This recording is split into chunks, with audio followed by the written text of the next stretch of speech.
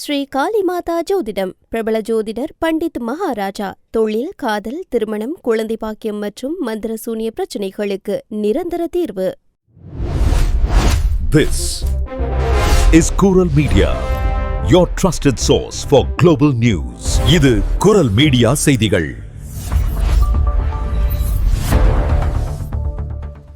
இது குரல் மீடியாவின் இன்றைய பிரதான செய்திகள். செய்திகளை வாசிக்கும் நான் கோகுலநாதன் தமிழினி. முதலில் தலைப்புச் செய்திகள். பிரான்சில் நீண்ட வார இறுதி வானிலை. வெள்ளி சனி வெயிலும் ஞாயிறு பரவலான மழையும் என அறிவிப்பு. ஹோர்முஸ் நீரிணையில் பிரெஞ்சு சரக்கு கப்பல் மீது தாக்குதல். 8 மாலுமிகள் காயம். பதற்றத்தில் மத்திய கிழக்கு. பிரான்சில் போலி வங்கி ஆலோசகர் மோசடி. 100 பேரிடம் 7 லட்சம் யூரோக்கள் சுருட்டிய முக்கிய குற்றவாளிக்கு 6 ஆண்டுகள் சிறை. பிரான்சில் மின் கட்டணத்தை குறைக்க புதிய சோதனை. 6600 வீடுகளில் புதிய கட்டண முறை அறிமுகம். பள்ளிக்கு சென்ற 14 வயது சிறுமி கத்தியால் குத்திக் கொலை. 23 வயது முன்னாள் காதலன் கைது. பிரித்தானிய நிதியுதவியை தொடர்ந்து பிரான்ஸ் போலீசாரின் அதிரடி. அகதிகளின் உயிருக்கு ஆபத்தை ஏற்படுத்தியதாக பிரான்ஸ் மனித உரிமைகள் அமைப்பில் புகார். பாரிஸில் PSG ரசிகர்களின் கொண்டாட்டம் கலவரமாக மாறியது. 127 பேர் கைது. உள்துறை அமைச்சர் கண்டனம். தொடர்வன விரிவான செய்திகள். நாளை மே 8ஆம் தேதி முதல் தொடங்க உள்ள நீண்ட வார இறுதியை முன்னிட்டு வெள்ளி மற்றும் சனிக்கிழமைகளில் வெளிப்புற செயல்பாடுகளுக்கு ஏற்ற இதமான காலநிலை நிலவும் என பிரான்ஸ் வானிலை ஆய்வு மையம் தெரிவித்துள்ளது. நாட்டின் பல பகுதிகளில் வானம் தெளிவாகவும் பருவத்திற்கேற்ற அல்லது அதைவிட சற்றே அதிகமான வெப்பநிலையும் பதிவாகும் என கணிக்கப்பட்டுள்ளது. வெள்ளிக்கிழமை காலை நாடு முழுவதும் பரவலாக சூரிய ஒளி காணப்பட்டாலும் பிற்பகலுக்கு பின்னர் மேற்கு பகுதிகளில் இடியுடன் கூடிய மழை உருவாகும் வாய்ப்பு இருப்பதாகவும் எச்சரிக்கப்பட்டுள்ளது. சனிக்கிழமை காலை முதலே பிரிட்டன் உள்ளிட்ட வடமேற்கு பகுதிகளில் இடியுடன் கூடிய மழை ஆரம்பமாகும் என எதிர்பார்க்கப்படுகிறது. பின்னர் இந்த மழை நார்மண்டி, பெய்ஸ் டெ லா லோire மற்றும் தென்மேற்கு பகுதிகளுக்கும் பரவக்கூடும். இரவு நேரத்தில் தெற்கு பிரான்ஸ் மற்றும் கார்சிகா தீவு வரை மழையின் தாக்கம் காணப்படும் என்றும், அதேவேளையில் வெப்பநிலை 20 முதல் 23 டிகிரி செல்சியஸ் வரை உயர்ந்து பருவ சராசரியை விட சற்றே அதிகமாக இருக்கும் என்றும் வானிலை ஆய்வு மையம் குறிப்பிட்டுள்ளது. இதற்கிடையில் ஞாயிற்றுக்கிழமையன்று நாடு முழுவதும் பரவலான மழை பெய்யும் வாய்ப்பு அதிகம் என தீவிர எச்சரிக்கை விடுக்கப்பட்டுள்ளது. வடமேற்கிலிருந்து தென்கிழக்கு வரை பல பகுதிகளில் மழை நீடிக்கும் நிலையில் சில இடங்களில் பலத்த சாரல் மழையும் பதிவாகலாம். இதனால் வெப்பநிலை சற்று குறைந்து 18 முதல் 20 டிகிரி செல்சியஸ் வரை காணப்படும் என்றும், மேகமூட்டம் மற்றும் தொடர்மழை காரணமாக நாடு முழுவதும் சற்று குளிர்ச்சியான வானிலை நிலவும் என்றும் வானிலை அறிக்கையில் தெரிவிக்கப்பட்டுள்ளது. ஹார்முஸ் நீரிணையில் பயணம் செய்து கொண்டிருந்த பிரெஞ்சு கப்பல் நிறுவனத்திற்கு சொந்தமான சான் அன்டோனியோ என்ற சரக்கு கப்பல் மீது கடந்த மே 5ஆம் தேதி செவ்வாய்க்கிழமை திடீர் தாக்குதல் நடத்தப்பட்டுள்ளது. மால்டா நாட்டின் கொடியுடன் இயங்கிய இந்த கப்பல் மீது நடத்தப்பட்ட தாக்குதலில் அதில் பணியாற்றிய 8 மாலுமிகள் காயமடைந்துள்ளதாக சர்வதேச கடல்சார் அமைப்பு தெரிவித்துள்ளது. காயமடைந்தவர்கள் உடனடியாக கப்பலில் இருந்து வெளியேற்றப்பட்டு சிகிச்சைக்காக அனுப்பி வைக்கப்பட்டுள்ளனர். மேலும் இந்த தாக்குதலால் கப்பலுக்கும் கணிசமான சேதம் ஏற்பட்டுள்ளதை அந்த நிறுவனம் உறுதிப்படுத்தியுள்ளது. இந்த தாக்குதலின் போது பிரெஞ்சு குடிமக்கள் யாரும் அந்த கப்பலில் இல்லை என்பது உறுதியாகியுள்ளது. கப்பலில் பெரும்பாலும் பிலிப்பைன்ஸ் நாட்டைச் சேர்ந்த பணியாளர்களே இருந்ததாக கூறப்படுகிறது. இந்த தாக்குதலில் பிரான்ஸ் எந்த வகையிலும் குறிவைக்கப்படவில்லை என்று பிரெஞ்சு அரசாங்கத்தின் ஊடக பேச்சாளர் தெளிவுபடுத்தியுள்ளார். இருப்பினும் மத்திய கிழக்கு பிராந்தியத்தில் நிலவும் பாதுகாப்பு சூழல் இன்னும் மிக கடுமையான பதற்றத்திலேயே உள்ளதாக அவர் எச்சரிக்கை விடுத்துள்ளார். ஹார்முஸ் நீரிணையில் சிக்கியுள்ள கப்பல்களுக்கு பாதுகாப்பு வழங்கும் நோக்கில் அமெரிக்க அதிபர் டொனால்ட் ட்ரம்ப் அறிவித்திருந்த ப்ராஜெக்ட் லிபர்டி என்ற அதிரடி நடவடிக்கை அறிவிக்கப்பட்ட அடுத்த நாளே இந்த தாக்குதல் நடைபெற்றுள்ளது. எனினும் ஈரானுடன் போர் நிறுத்த ஒப்பந்தம் எட்டும் முயற்சியின் காரணமாக அந்த பாதுகாப்பு நடவடிக்கை தற்போது தற்காலிகமாக நிறுத்தி வைக்கப்பட்டுள்ளதாக அதிபர் டொனால்ட் ட்ரம்ப் தெரிவித்துள்ளார். சர்வதேச கடல் வழித்தடத்தில் நிலவும் இந்த பதற்றமான சூழல் உலக நாடுகளிடையே பெரும் கவலையை ஏற்படுத்தியுள்ளது. பிரான்சில் போலி வங்கி ஆலோசகராக நடித்து பலரிடம் நூதன முறையில் மோசடி செய்த முக்கிய சூத்திரதாரிக்கு அவர் நீதிமன்றத்தில் ஆஜராகாத நிலையில் பிரெஞ்சு நீதிமன்றம் கடந்த புதன்கிழமை 6 ஆண்டுகள் சிறை தண்டனை விதித்து அவரை கைது செய்யப்படி ஆணை பிறப்பித்துள்ளது. காட்ஃபாதர் என பொருள்படும் பத்ரினோ என்ற இத்தாலிய புனைப்பெயர் கொண்ட மூனீர் அவுடாய்ஃபைன என்பவர் சுமார் 100 பேரிடமிருந்து 7,40,000 யூரோக்களுக்கும் அதிகமான தொகையை மோசடி செய்த கும்பலுக்கு தலைமை தாங்கிய குற்றத்திற்காக தற்போது தண்டிக்கப்பட்டுள்ளார். இவர் இந்த மாபெரும் மோசடியை மொராக்கோவில் இருந்து டெலிகிராம் செயலி வழியாக செயல்படுத்தி இருக்கலாம் என தகவல்கள் தெரிவிக்கின்றன.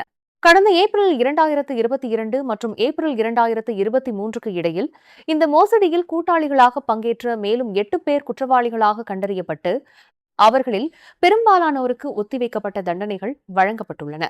இந்த மோசடியில் சுமார் 4100 யூரோக்களை இழந்த ஜோயல் ருடால் என்ற ஓய்வு பெற்ற முதியவர் இந்த தீர்ப்பு குறித்து தனக்கு எவ்வித ஏமாற்றமும் இல்லை எனவும், ஆனால் இழந்த பணம் தங்களுக்கு திரும்ப கிடைக்குமா என்பது பெரும் சந்தேகமே எனவும் வேதனை தெரிவித்துள்ளார். பெரும்பாலும் முதியவர்களையே குறிவைக்கும் இந்த மோசடி கும்பல் ஒரு தெளிவான திட்டத்தை பின்பற்றியுள்ளது. வாடிக்கையாளர்களின் உண்மையான வங்கி ஆலோசகர்களை தொடர்பு கொள்வதை தடுப்பதற்காக வங்கி வேலை நேரம் அல்லாத நேரங்களிலேயே இந்த மோசடி அரங்கேற்றப்பட்டுள்ளது. முதலில் வாடிக்கையாளர்களின் வங்கி அட்டையை பயன்படுத்தி மோசடி பரிவர்த்தனை நடந்துள்ளதாக குறுஞ்செய்தி அனுப்பி அதில் உள்ள எண்ணை தொடர்பு கொள்ள வலியுறுத்துவர். பின்னர் போலி அதிகாரி ஒருவர் பல மணி நேரம் தொடர்பில் இருந்து வங்கியின் அட்டையை 2ஆக வெட்டி அதன் ரகசிய குறியீட்டை வழங்குமாறு வற்புறுத்துவார். இறுதியாக போலி கொரியர் மூலம் அந்த அட்டையை பெற்று ஏடிஎம் மற்றும் பெரிய கடைகளில் பல லட்சம் மதிப்பிலான பணத்தை இந்த மோசடி கும்பல் சுருட்டியுள்ளது விசாரணையில் அம்பலமாகியுள்ளது. பிரான்ஸ் நாட்டின் மின் விநியோக நிறுவனம் அடிப்படை மின் திட்டத்தை பயன்படுத்தும் வாடிக்கையாளர்களின் மின் கட்டணத்தை குறைக்கும் நோக்கில் புதிய மாறுபட்ட கட்டண முறை ஒன்றை பரிசோதிக்க உள்ளது. இதுகுறித்த அதிகாரப்பூர்வ அரசாணை பிரான்ஸ் அரசின் அரசிதழில் கடந்த மே 5ஆம் தேதி செவ்வாய்க்கிழமை வெளியாகியுள்ளது. இந்த சோதனை திட்டத்திற்காக உச்ச நேர மற்றும் குறைந்த நேர பயன்பாட்டிற்கென தனித்தனி கட்டண வேறுபாடு இல்லாத அடிப்படை திட்டத்தில் உள்ள 6600 வீடுகள் குலுக்கல் முறையில் தேர்ந்தெடுக்கப்பட உள்ளன. மின்சார பயன்பாடு அதிகமாக இருக்கும் உச்ச நேரங்களில் மக்கள் மின் நுகர்வை குறைத்து மின் உற்பத்தியும் சூரிய ஒளியும் அதிகமாக இருக்கும் நேரங்களில் பயன்படுத்துமாறு அவர்களை ஊக்குவிப்பதே இதன் முக்கிய நோக்கமாகும். இதற்காக மின்சாரத்தின் பயன்பாட்டு நேரத்திற்கு ஏற்ப விலையில் சிறப்பு பொருளாதார சலுகைகள் வழங்கப்படும் என எரிசக்தி ஒழுங்குமுறை ஆணையம் தெரிவித்துள்ளது. இந்த சோதனையில் பங்கேற்கும் குடும்பங்களின் இறுதி மின் கட்டணம் அவர்கள் தற்போதைய சாதாரண திட்டத்தில் செலுத்துவதை விட ஒருபோதும் அதிகமாக இருக்காது என அரசு திட்டவட்டமாக உறுதியளித்துள்ளது. இந்த திட்டத்திற்கு தேர்ந்தெடுக்கப்படும் குடும்பங்களுக்கு 4 மாதங்களுக்கு முன்பே தகவல் தெரிவிக்கப்படும். விருப்பமில்லாதவர்கள் 3 மாதங்களுக்குள் தங்களின் மறுப்பை தெரிவிக்கலாம். இன்று மே 6ஆம் தேதி புதன்கிழமை முதல் அதிகாரப்பூர்வமாக தொடங்கப்படும் இந்த பரிசோதனை திட்டம் வரும் 2027ஆம் ஆண்டு அக்டோபர் 1ஆம் தேதி வரை நடைபெறும்.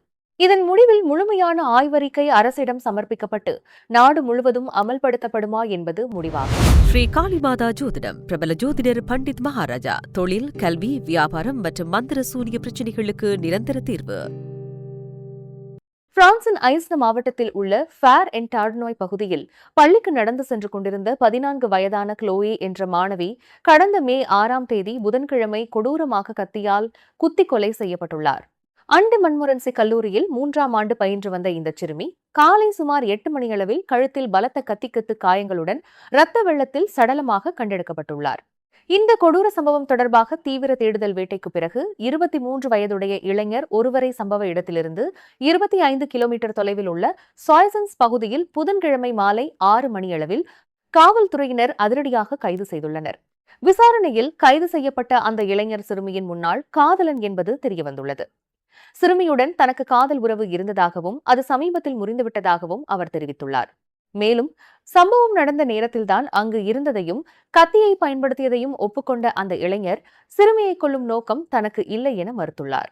எனினும் கடந்த 2 ஆண்டுகளாக தொடர்ந்த உறவு சமீபத்தில் பிரிந்ததால் அந்த சிறுமி கடந்த சில நாட்களாகவே அச்சுறுத்தலுக்கு உள்ளாகி இருந்ததாக அவரது தோழிகள் வாக்குமூலம் அளித்துள்ளனர்.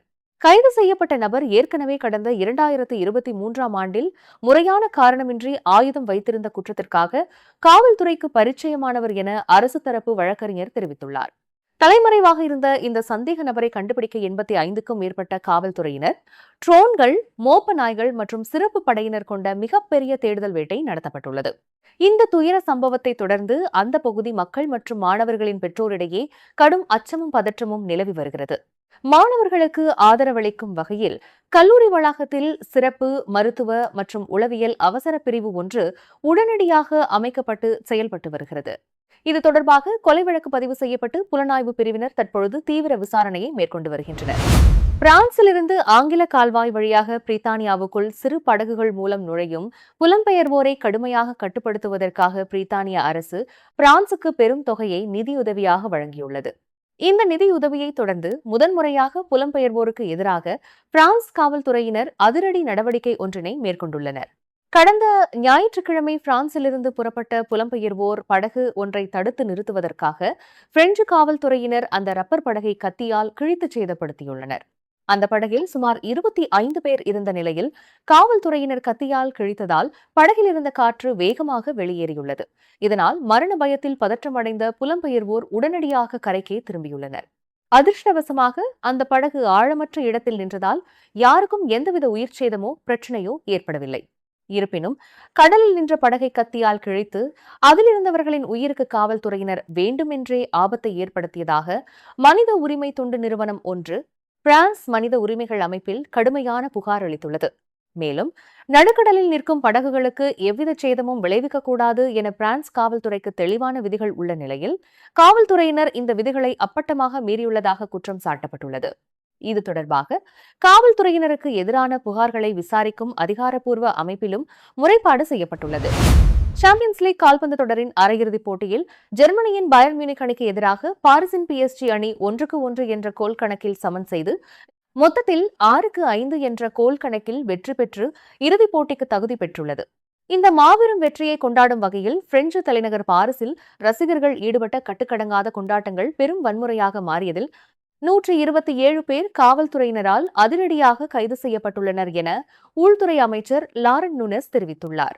தொலைக்காட்சி மற்றும் வானொலி நிலையத்திற்கு பேட்டியளித்த உள்துறை அமைச்சர் பாரிஸ் பகுதியில் கைது செய்யப்பட்ட 127 பேரில் 107 பேர் பாரிஸ் நகருக்குள் கைது செய்யப்பட்டுள்ளதாக குறிப்பிட்டார். இந்த கலவரத்தில் பல வாகனங்கள் தீக்கிரையாக்கப்பட்டு சேதமடைந்துள்ளன. மேலும் பட்டாசு வெடித்ததில் ஒருவர் படுகாயமடைந்தது உட்பட மொத்தம் 11 பேர் காயமடைந்துள்ளனர். வன்முறையை கட்டுப்படுத்த முயன்ற 23 காவல்துறை அதிகாரிகளும் லேசான காயங்களுக்கு உள்ளாகியுள்ளனர். வன்முறை செயல்களில் ஈடுபடும் நோக்கில் கூடியது, பட்டாசுகளை வெடித்தது மற்றும் பொது சொத்துகளுக்கு தீ வைத்து சேதம் விளைவித்தது ஆகிய குற்றங்களுக்காகவே இவர்கள் கைது செய்யப்பட்டுள்ளதாக அரசு வழக்கறிஞர் அலுவலகம் தெரிவித்துள்ளது. தொடர்ந்து 2வது ஆண்டாக ஐரோப்பாவின் உயர்மட்ட கிளப் கோப்பையை வெல்லும் நோக்கில் ஹங்கேரியின் புடபெஸ்ட் நகரில் வரும் மே 30ஆம் தேதியன்று நடைபெறவுள்ள சாம்பியன் லீக் இறுதிப் போட்டியில் PSG அணி ஆர்சனல் அணியை எதிர்கொள்ள உள்ளது. அன்றைய தினமும் இதுபோன்ற வன்முறை சம்பவங்கள் நடைபெற்றால் காவல்துறை மிக கடுமையாக செயல்படும் எனவும் கலவரங்களை ஒருபோதும் பொறுத்துக் கொள்ள மாட்டோம் எனவும் அமைச்சர் நுனஸ் கடுமையாக எச்சரித்துள்ளார். இதற்கிடையே மே 30ஆம் தேதி தலைநகரில் ரசிகர்களுக்கான ஃபேன் ஜோன் அமைக்கப்படும் என பாரிஸின் புதிய மேயர் இம்மானுவேல் கிரேகோயர் காவல்துறையிடம் ஆலோசிக்காமல் தன்னிச்சையாக அறிவித்ததற்கும் அமைச்சர் தனது கடுமையான விமர்சனத்தை முன்வைத்துள்ளார். நீங்கள் இதுவரை கேட்டது குரல் மீடியாவின் பிரதான செய்திகள். மேலும் இதுபோன்ற செய்திகளை அறிய குரல் மீடியாவை சப்ஸ்கிரைப் செய்யுங்கள்.